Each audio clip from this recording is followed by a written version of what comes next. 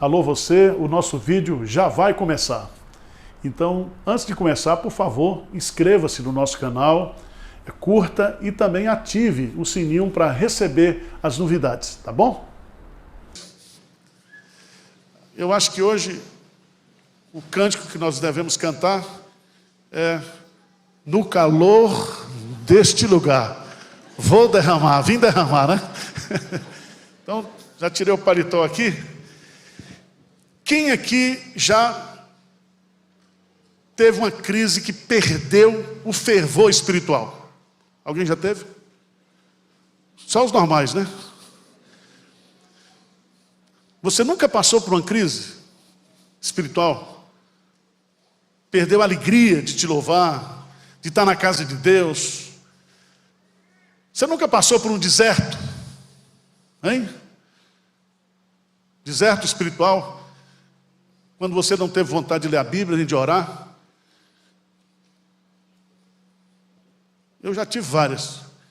E toda segunda-feira eu tenho que me animar para começar tudo de novo. Eu quero falar hoje com vocês de um texto maravilhoso que está lá em 1 Tessalonicenses, capítulo 5, versículo 19. E quero ler com vocês também Levítico, capítulo 6. Vamos começar por Levítico, capítulo 6.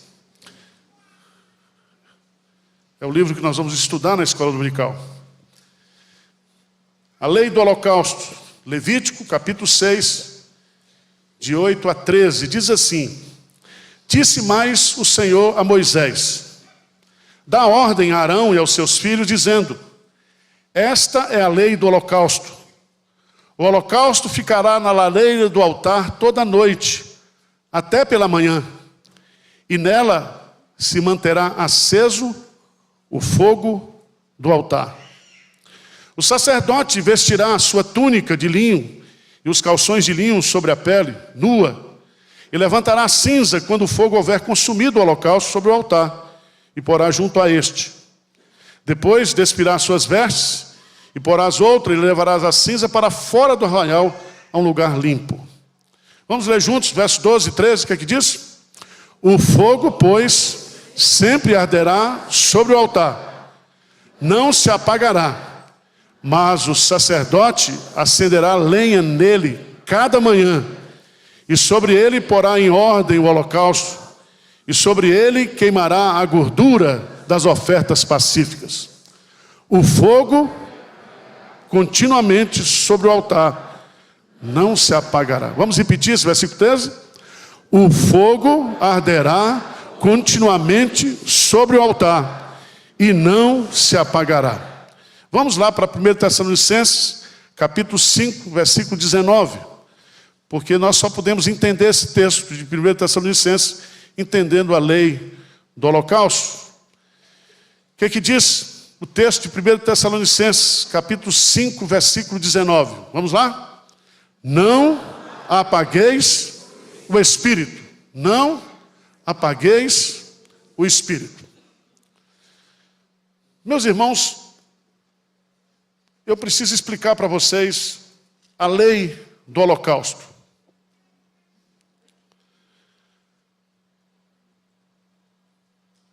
É uma ordem de Deus. Quando Deus construiu o tabernáculo e quando Deus construiu o templo, tanto no tabernáculo quanto no templo, o fogo que acendeu o altar veio do céu. Veio do céu. Tanto na oração de Salomão, na inauguração do templo, quanto no tabernáculo. E o que é que significa isso? Significa que Deus acendeu no meio do seu povo, na prática do seu povo, o fogo da sua presença. Porque Deus é fogo, fogo consumidor. O nosso Deus. E caberia aos sacerdotes a função de não deixar que esse fogo se apagasse. Está aí. O fogo arderá continuamente sobre o altar, não se apagará. Durante o dia, os sacrifícios eram feitos até o último sacrifício da tarde, mas durante a noite, os sacerdotes teriam que colocar carcaças de animais sobre a lareira, colocaria mais lenha, para que durante a noite esse fogo não se apagasse. No outro dia, o sacerdote vinha, tirava a cinza, levava, colocava mais lenha, e simboliza que o fogo estaria aceso 24 horas por dia. O que isso nos ensina? O que Deus está querendo nos passar com essa lei? Ele está querendo nos lembrar da presença contínua de Deus e da necessidade que nós temos de manter o nosso fervor espiritual.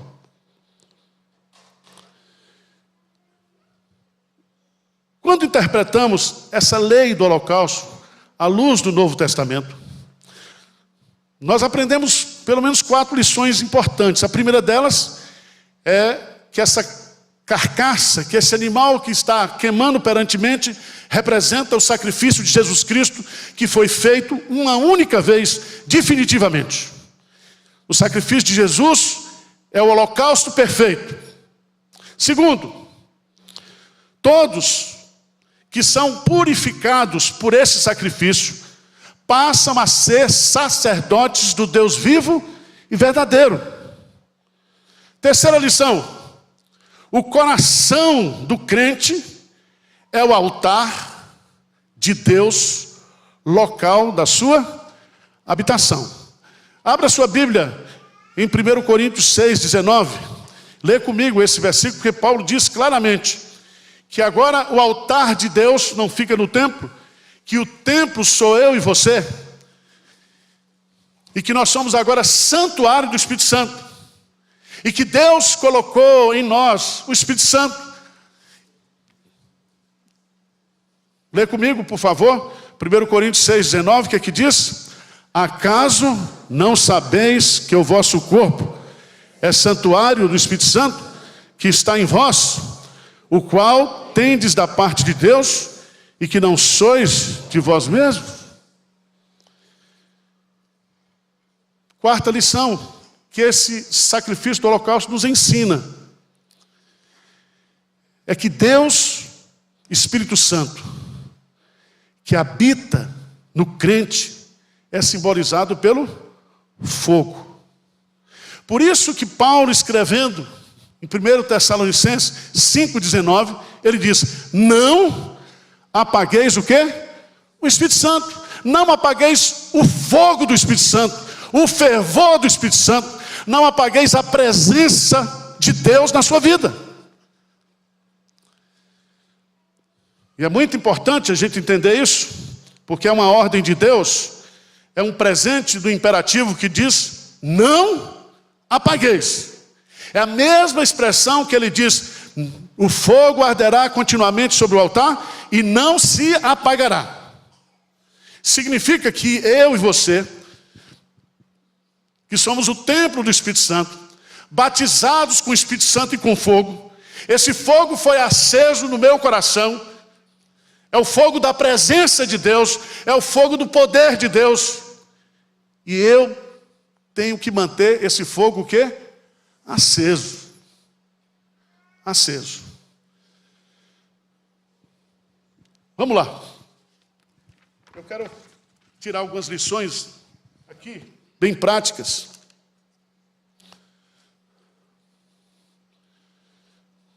Primeira delas: se ele diz não apagueis, é porque o fogo pode o quê? Apagar. Significa que eu e você, se nós não mantermos a chama acesa da presença de Deus na nossa vida, nós vamos o quê? Esfriando espiritualmente. Nós podemos nos tornar mornos. Não sois nem quentes nem frios. Isso está falando da nossa espiritualidade. do fogo da presença de Deus na nossa vida. Por que nós não devemos apagar o fogo? Primeiro, porque o fogo simboliza a própria pessoa de Deus. Deuteronômio 4, 24, veja lá, Deuteronômio 4, 24. O texto é bastante claro.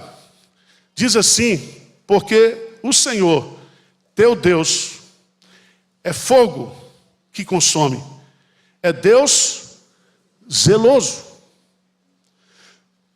Quando Deus se revelou ao povo de Israel no Antigo Testamento, sempre foi em chamas de fogo. As teofanias todas foram acompanhadas pelo fogo. O Espírito Santo é simbolizado pelo fogo. Todo crente verdadeiro que tem o Espírito Santo, ao invés de apagar o fogo, tem que aumentar a chama, tem que aumentar a presença, tem que ser cheio do Espírito Santo. O fogo, simbolizado pelo Espírito Santo, destrói, purifica, transforma, modela, vivifica, aquece, guia, ilumina. Todas as virtudes do Espírito Santo, elas só podem ser transferidas para mim e para você pelo poder do fogo do Espírito Santo.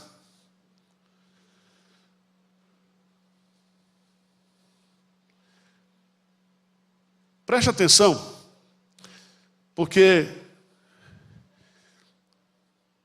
você pode até negar isso, mas tem períodos na nossa vida que a gente está mais fogoso, ou não? Não é sexualmente não, tá? Estou falando fogoso espiritualmente. Tem ou não tem isso? Quando você lê a Bíblia, quando você ora mais, quando você busca mais a presença de Deus, você não acha que o fogo aumenta ou não? É. E quando você descuida, porque o fogo para apagar não precisa fazer nada, você vai se esfriando, esfriando, esfriando.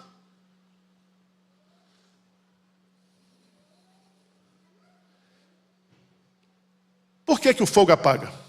Eu vou colocar alguns motivos porque o fogo apaga. Primeiro, porque falta combustível. A ausência de combustível, o carro para. A ausência de combustível, o fogo se apaga. Por isso que os bombeiros, quando vão apagar o incêndio, a primeira coisa que eles fazem é aquele combustível que está alimentando aquele fogo. Depois eles saem abafando os focos. Eles cortam o oxigênio também, para que o fogo não se propague, porque é através da chama, do oxigênio, que o fogo aumenta.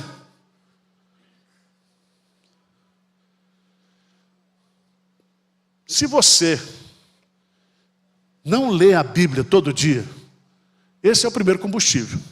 Abra a sua Bíblia lá em Jeremias 23, 28 e 29. Por favor.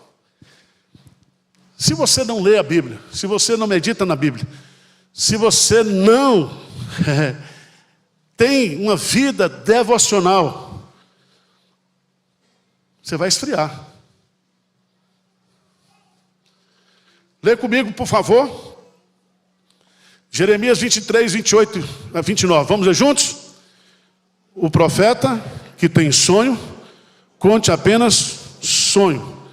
Mas aquele em quem está a minha palavra, fale a minha palavra. Quem tem a palha com o trigo, diz o Senhor, não é a minha palavra o quê? Fogo, diz o Senhor, e martelo que esmiuça a senha. Penha. A palavra de Deus é fogo. Quando Jesus Cristo, no caminho de Emaús, foi explicando as Escrituras para aqueles dois discípulos, eles disseram que aquela palavra exposta aqueceu o coração deles. Então eu e você precisamos do fogo da palavra. A palavra é fogo, é combustível. Segundo lugar, oração. Qual é o símbolo na lei do Antigo Testamento? é o azeite batido. O azeite batido. O azeite batido era usado para as luminárias, para trazer luz, fogo, para acender os candeeiros, os candelabros. Isso significa que eu e você precisamos ler a Bíblia, meditar na Bíblia, orar todo dia, para que a chama continue o quê? Acesa. Outro motivo, irmãos. Outro motivo é a infidelidade espiritual. Ausência de combustível, ausência de oração e de palavra. Segundo, a infidelidade espiritual. Quando eu falo infidelidade espiritual, é só você abrir lá, por favor, em Tiago, capítulo 4, versos 4 e 5, que diz assim: infiéis, não compreendeis que a amizade do mundo é inimiga de Deus? Aquele, pois, que quiser ser amigo do mundo, constitui-se inimigo de Deus. Ou supondes que em vão afirma a Escritura, é com ciúme que por nós anseia o Espírito que Ele faz habitar o quê? Em nós. Essa palavra infiéis indica adultério ou infidelidade aos votos maritais. Isso significa aquela ideia do casamento de Deus com o seu povo. Então, quando o povo de Deus começa a amar o mundo, começa a praticar os valores do mundo, o fogo da presença de Deus, o quê? Apaga. Quantos começam consagrados? Ora, Deus dá um bom emprego, começa a dar dinheiro, dá prosperidade, e a pessoa então começa se afastando da igreja, se afastando de Deus, começa a participar das amizades do mundo, do companheirismo do mundo, das ideias do mundo, dos princípios do mundo, e isso vai, de fato, apagar o fogo do coração. O que é que apaga também, irmãos? O fogo. Além da falta de combustível, além da infidelidade espiritual, abra sua Bíblia em Mateus, capítulo 24, versículo 12. Mateus, capítulo 24, versículo 12. Lê comigo, o que é que diz?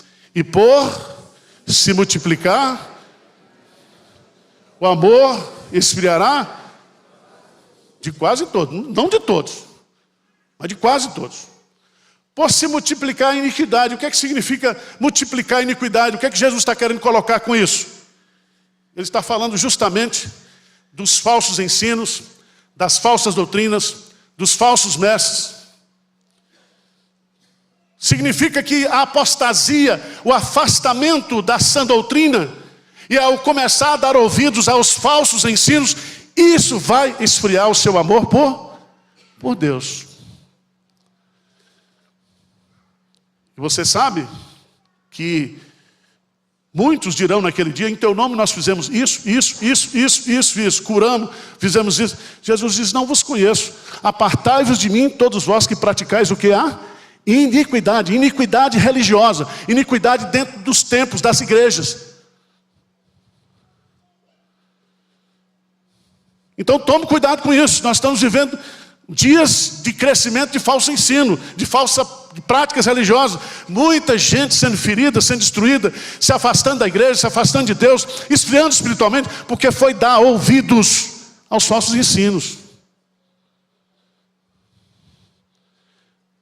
Mas, quarto motivo que apaga o fogo é o pecado encoberto. Sabe o que é pecado encoberto? É aquele pecado que você comete e você não reconhece que é pecado, e você não confessa o seu pecado, e você não abandona esse pecado. Abra sua Bíblia lá em Provérbios capítulo 28, versículo 13. O que diz? Vamos ler juntos? O que encobre as suas, jamais o quê? Mas o que as confessa e deixa. Lembra de Davi? Enquanto calei os meus pecados, envelheceram os meus ossos. porque a tua mão pesava dia e noite sobre mim. Por isso que no Salmo 51, quando ele confessa, ele diz: Senhor, cria em mim um coração puro, me perdoa, me limpa, para que esses ossos que foram esmagados pelo Senhor sejam restaurados. Restitui-me a alegria da salvação. Alegria. O que é que tira a alegria da salvação? É o pecado. Mas o pecado encoberto. Pecado encoberto. Porque todo mundo aqui é pecador, todo mundo peca. Você vai pecar hoje ainda? Não deveria, mas vai. Por isso que a gente tem que estar confessando. Por isso que as misericórdias do Senhor se renovam todas as manhãs. Não se põe o sol sobre a vossa ira. Acerte a sua vida espiritual com Deus todo dia. Não esconda pecado, porque isso vai tirar o seu fervor, a sua alegria de salvação. Mas eu quero chamar a sua preciosa atenção para o fato de que eu e você temos essa ordem, esse mandamento que foi dado, primeiro para Moisés e Arão, para o sacerdócio do Antigo Testamento, e o que está aqui, o apóstolo Paulo, falando para a igreja, claramente: não apagueis o quê? O Espírito. Eu não posso mais tirar o Espírito Santo dentro de mim. Ele veio para ficar. Ele habitará convosco para sempre. E se você não tem o Espírito Santo habitando em você, você não é de Jesus. Mas quando eu peco, ou cometo pecados, ou pratico isso que eu citei aqui, esses motivos, 4 motivos, o Espírito Santo fica, de uma certa forma, apagado na sua ação. Ele fica entristecido, porque ele é uma pessoa. Eu não experimento o seu poder, eu não experimento essa força do Espírito Santo, esse fogo do Espírito Santo, quando eu estou apagando. E esse verbo apagar aqui é muito forte. É apagar ação, é não deixar que ele tome conta, é impedir que ele haja, é não viver na dependência dele.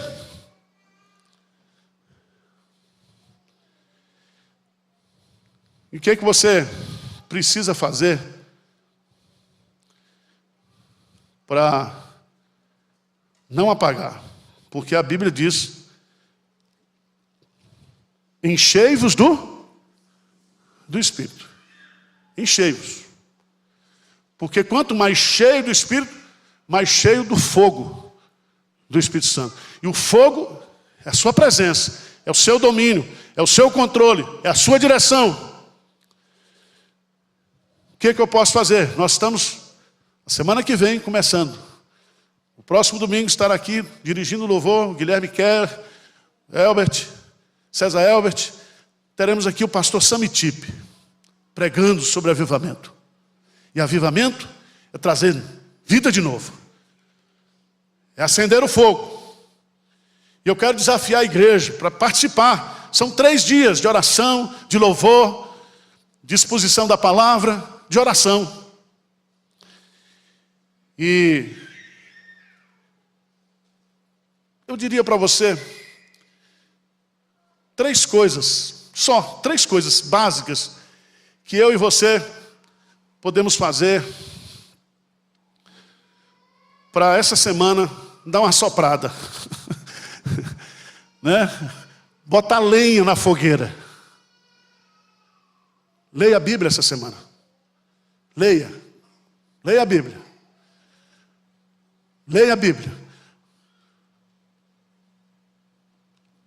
Leia a palavra de Deus, medite na palavra de Deus. A palavra de Deus é fogo. Segunda coisa importante, oração. Começa a orar. Ore onde você estiver. Ore quando estiver dirigindo, ore. Diga: Senhor, aqueça o meu coração. Senhor, ilumina os meus olhos. Senhor, me dê força, me dê direção. Eu quero experimentar a tua presença.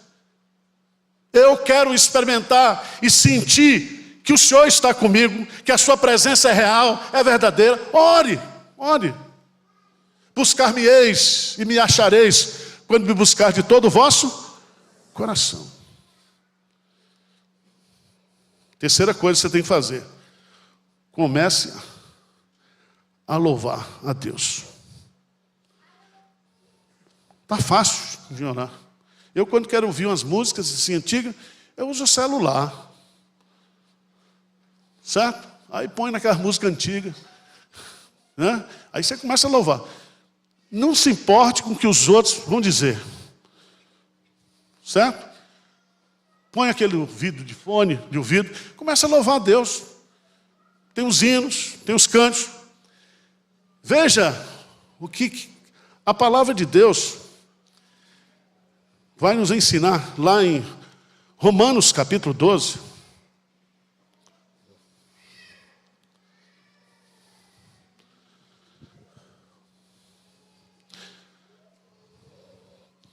Romanos capítulo 12, no versículo 11. Tem muita gente que é zelosa. E a Bíblia diz que Deus é zeloso e quer que todo crente seja zeloso. Zeloso na doutrina, zeloso no serviço, zeloso em tudo, zelo. Mas lê comigo, por favor, o versículo 11. Vamos lá, bem forte. No zelo não sejais, sede fervorosos de espírito, servindo ao Senhor. Sede, o quê? Fervorosos de espírito. A palavra servindo aqui é adorando ao Senhor. Então começa a cultuar a Deus, começa a adorar a Deus, começa a praticar a adoração mesmo. Fervorosa. E nesse processo, eu queria que você também, no versículo 6 do capítulo 1 de 2 Timóteo, todos nós temos dons e ministérios no corpo de Cristo. Todos nós. Não tem um crente que, batizado no corpo de Cristo, não tem ocupação, não tem uma função, não tem um serviço. Veja no versículo 6, 2 Timóteo 1,6. Lê comigo. O que ele diz? Por esta, pois que reavives, o quê? O dom de Deus que há em ti, pela imposição das minhas mãos. Reavives o dom significa ponha fogo no dom. Revitalize isso. Você já pensou? Se você está frio espiritualmente, você é aquele que diz assim: ah, eu já trabalhei muito nessa igreja. Ah, eu já fiz isso, eu já fiz isso. Irmãos, crente não tem passado não, crente tem presente e futuro. O que passou, passou. E a primeira coisa que mostra que você está espiritualmente esfriando é quando você não está com compromisso com Deus, na obra de Deus, no serviço de Deus. O crente, quando esfria, a primeira coisa que ele faz é se afastar da igreja, se afastar dos crentes. Aí o crente, quando está esfrio, ele chega na igreja só para ver os defeitos da igreja. Teve um desgramado ali na entrada hoje. Pastor, e aí, o gerador? Eu falei: ah, rapaz, você não vem na igreja. Quando vem, é para me cobrar gerador. E eu sei lá se ia ter chuva hoje. Né? Tem gente que é assim, espírito de porco. Vem para a igreja, meu irmão, para louvar. Diz: pastor, faltou luz, não tem gerador, vamos fazer um culto aqui na praça. Vamos animar, rapaz. Reavives o dom que há em ti. Oração, leitura da Bíblia, louvor e serviço. Aí vai aquecer você, vai levantar você. Amém?